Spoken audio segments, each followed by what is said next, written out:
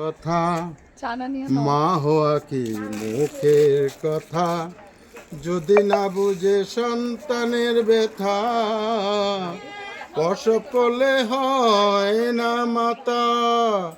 মা হওয়া কি মুখের কথা, মা হওয়া কি সোজা কথা, প্রসব করলে হয় না মাতা, যদি না বুঝে সন্তানের ব্যথা।